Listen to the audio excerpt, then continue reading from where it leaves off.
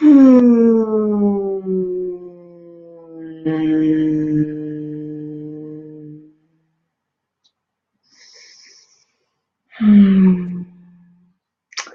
everyone.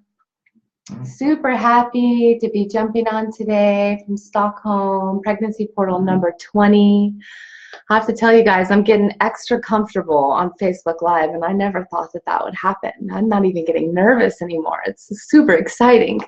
You know, sharing is one of my favorite gifts, and so this has been a lot of fun. And not only have you guys been with me for the last couple of weeks, which have been the most intense, like, kind of transition period during my pregnancy, but it's been really nice to feel like I have someone to talk to.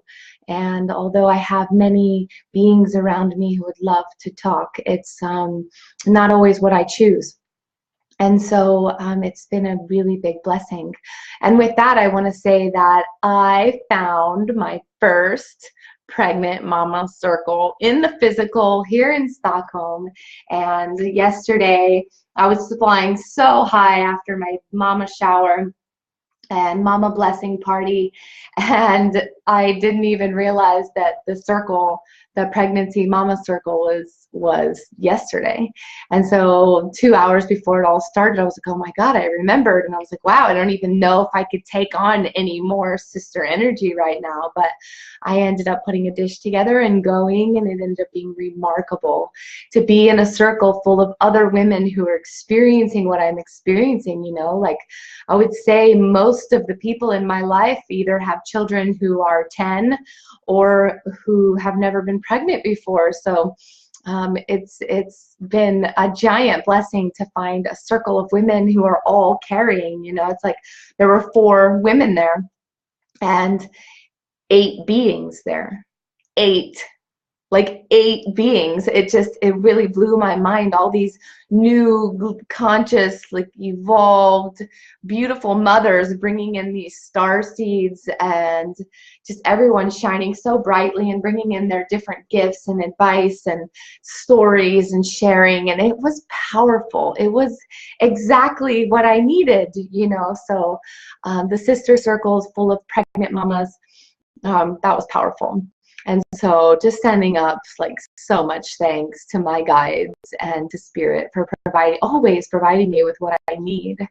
And while we're talking about being provided for, it's like, I just looked at our fundraiser today, and mind you, like, when I started this fundraiser, it was like a call from Spirit, like, start this fundraiser, be supported by the universe.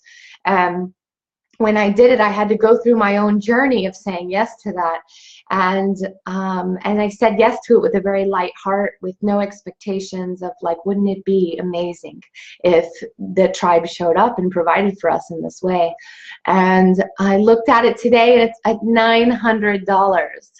I'm just like, my heart is blown open, just like, wow, like, to be worthy enough for someone to even give you $20 is like, that's like a step up, you know. But then to be worthy enough for your friends and family to pull together and to give you $900 is like, wow. It just, I'm humbly receiving all of this light and all of these sharings, and I just want to thank you all for contributing to us. And I want you to know that every single cent of that will go to Lyra and will go to our growing family. And I promise you that the gifts we have to give the world are infinite, and the giving on our end will always be moving, will always be not provided, but will always be giving.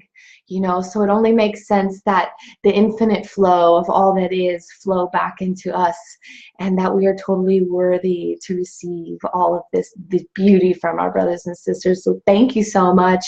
If you haven't contributed yet, and you want to send us some diapers or a stroller or whatever it may be, please go on to the You Caring website and donate to Lyra, donate to Miguel and I, and we are just infinitely grateful. So for today's portal, I wanted to share with you guys my relationship to altars. And I discovered building altars throughout my spiritual path, and my relationship to building them has grown tenfold since building an altar for Lyra. Now, altars can be built in any way, whatever you're feeling inspired. My first altar was in the forest. I was building fairy gardens and selling them for a little while in Florida. And I would go into nature and I would build an altar for nature, just an offering of thanks, of giving my time and my love, and just really the forest purifying me was the gift to me. And then behind in its place, I was leaving for the fairies and the gnomes and the 5D creatures, this beautiful altar space. If you're jumping on, please say hello. Would love it if you guys leave a comment, leave a message, say hello, anything. Anyway, so the altar space about 5 months ago came through that I needed to build an altar for Lyra, that she needed, that I needed to hold physical space for her in this realm before she got here. Now, some of you have watched my other videos. You know, I don't consider Lyra a human yet. I consider her a fifth dimensional being, meaning that she's in my womb space and she has access to all dimensions and has no time space reality and is not really affected too much by this 3D experience until she's born. And so this altar is a representation of what space I will be holding for her, that I have been holding for her. And it's a physical representation of her etherical self that is growing inside of me right now. So I'm going to pick up the computer and I'm going to go into my room and I'm going to show you guys her altar. Now, altars can have, you know, there's so many different ways to build an altar. And I like to base them off of the 4 elements. And you know, I don't have water on the altar right now because honestly I just always forget to change it out and it ends up looking more ugly than not. But I would love to share it with you guys, and so we will head into my room. And I also found these cute little bees, these sweet little bees, bumblebees, buzzing around my home, and they found their last breath on a windowsill. But anyway, so I'm going to put this little bee, here's the altar, and I put this little bee right here. And so the altar space, I wonder if I can be more comfortable. Pull this camera off. So this is really my corner for Lyra. And sorry for the movement. This is a painting from a dear sister that I fell in love with in its original size and form, which is giant, as big as a door, which is super amazing. This is Isis and Hanuman. They are my the guides that have been really strong, and as well as Kuan Yin throughout the baby's conception and frequencies now within the womb. And so this is little Lyra.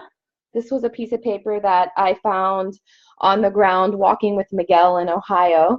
And I hope you guys can still hear me all right. I set the computer down and not sure where the mic comes from.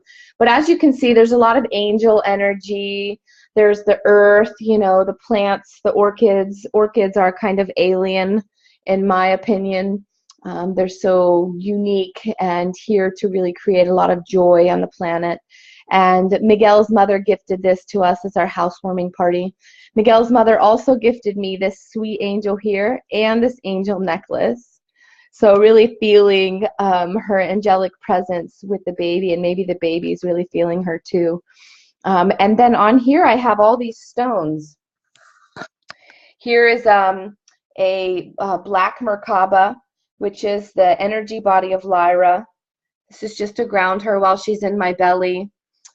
We've got the Lemurian quartz crystal, some more dark crystals to ground her, selenite, a Lemurian crystal, rhodochrosite, malachite, and a few other stones just that really felt like they resonated with me. Now, and then these leaves were given to us by Gulfidan, a dear friend here in Stockholm.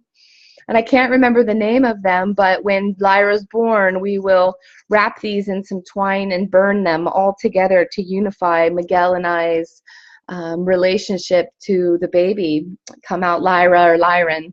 And this is a Kuan Yin statue.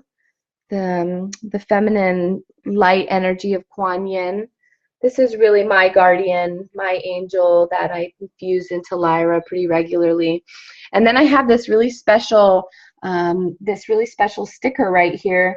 And this is like really unity consciousness, 1,000 years of peace. Part of, you know, what I've been birthing into this reality is 1,000 years of peace. And, you know, while it seems, you know, that the child has its own physical relationship to its life journey, like this is really my journey into motherhood. And what physical meaning I give to this birth, this is my birth. This is a rebirth for me into my divine motherhood, something that can never be taken away from me or destroyed. It's really the most intense and most beautiful and profound initiation that any being on the planet can go through. And it's exciting, it's beautiful, it's scary, it's all emotions in one. And with being able to choose and focus on having an intention for what I am birthing, not just a child, right? Because that's in the physical, but there are many layers of meaning coming from this birth. And if I choose as a conscious 5D being to birth a new world, what kind of new world do I want to birth? Do I want to birth the same world that my mother and her mother have birthed? Or do I want to birth 1,000 years of peace? Do I want to birth unity consciousness and compassion for all beings? Do I want to birth a new reality for all mothers coming into this transition who are wanting something bigger and brighter and more transformational than baby showers that are empty and void of meaning, or hospitals that are full of doctors who are just processing pregnant cows? You know, it's like we have to give deeper meaning to this experience that we're going through. And altars have been an amazing way for me to stay connected to my spirit. You know, I wake up every single morning out of this bed and say, thank you, Buddha. You know, thank you to my guides hanging on the wall. Thank you to the grandmother, to Ganesh, to all of the energies that I am constantly channeling and feeling. Thank you. And then I come over here and see my sweet Lyra. I kiss her, say thank you to her growing body or his growing body. I always feel a little bad for saying her, because if it comes out a boy, I'm just gonna laugh so hard and love him so much. But anyways, so back to the ground we go. Here we are, grounded once again. And so anyways, I am super excited to share the altar space with you. And I typically have a candle burning on that altar. I could have a bowl of water with some sacred essential oils in it. It's really all about what your soul feels called to build. Now, a lot of people aren't pregnant, and you can still build an altar. Definitely build an altar. The altar really represents like your contribution to the energies outside of you, whether they exist or not, which they do. You know, an altar can be to one of your favorite guides, to Jesus, to God. It can be to the four directions. Whatever kind of philosophy you follow, you know, you build a temple space. You build a space to recognize those energies and to harness and channel those energies. Now, it's important if you build an altar to have something living on it. You know, it's like altars, they collect energy in a room. They collect your energy, they collect the energy of your home, they collect the energy of the collective, and they get dust on them, they get dirty, they get gross, things get knocked over.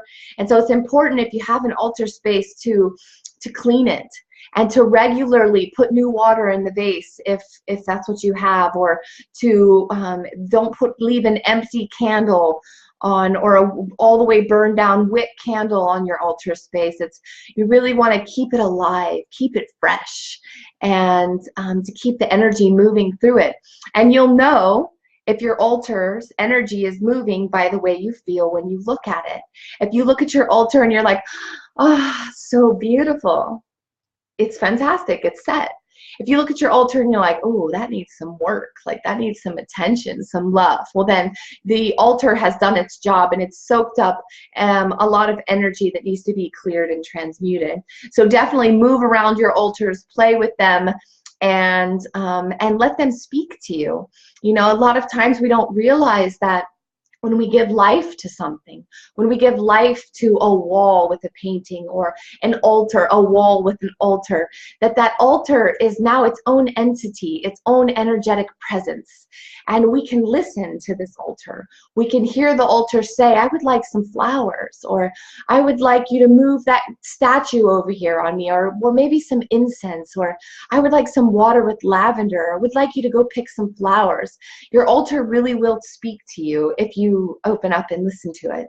So yeah, altars are profound. They're a profound way to hold space for yourself and what you're trying to create in this world.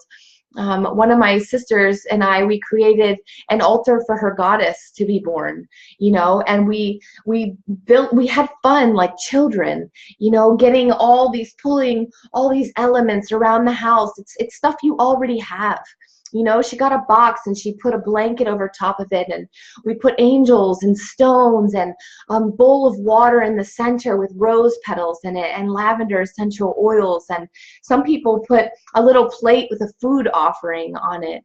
You know, you're really just giving to the energies of what you're trying to create and holding space for the physical reality that we live in to manifest it. So altars can be super fun, and I think that if you're a new mother, it can be really fun. It has been really fun for me to create an altar for the new baby and to really hold that energetic space for the entering into this, the peaceful entering into this world of my first child. Yeah, okay, so I love you guys, and that is totally enough sharing for me today. Thank you for stopping by. Thank you for being in the world, and thank you for allowing me to share, and sending so much love and blessings to all of you. And I will see you tomorrow. Namaste.